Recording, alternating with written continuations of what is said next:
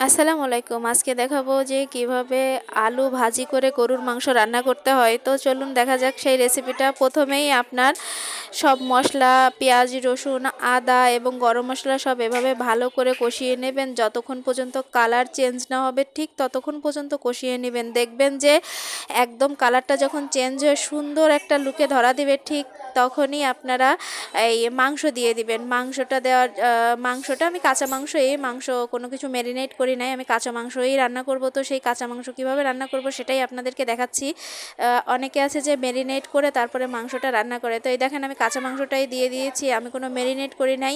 কিন্তু তারপরেও মাংসটা ফাইনালি লুকটা দেখলে আপনি অবাক হয়ে যাবেন যে এত সুন্দর হয়ে গেছে, মানে কালারটা দেখলেই মনে হয় কি যে খেয়ে ফেলি, এত সুন্দর। তো এইভাবে ভালো করে কষিয়ে নেবেন অনেক বেশি করে, একটু সময় নিয়ে কষাইতে হবে, নাহলে তো মাংসর ভিতর কোনো কিছু ঢুকবে না। মাংসর ভিতর কোনো কিছু না ঢুকলে তো এটা স্বাদ লাগবে না।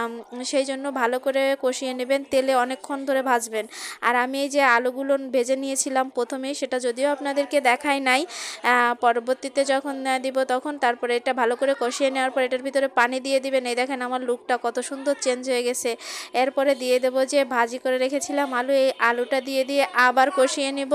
কষিয়ে নেওয়ার পরে আপনার তারপরে তো মাংসটা রান্না করা হয়ে যাবে। মাংসটা রান্না করা হয়ে গেলেই তো খাওয়া দাওয়া শুরু হয়ে যাবে। দেখবেন যে এই দেখেন এখনই দেখলেই মনে হচ্ছে, দেখছেন কি সুন্দর কালার চলে আসছে। তো এই আলুটা ভাজি করার সময় আপনারা হলুদটা দিবেন না আলুর ভিতরে, শুধু জাস্ট লবণটা দিয়ে ভাজি করবেন, তার না হলে কালারটা চেঞ্জ হয়ে যায়, আলুর দেখতে সুন্দর লাগে না।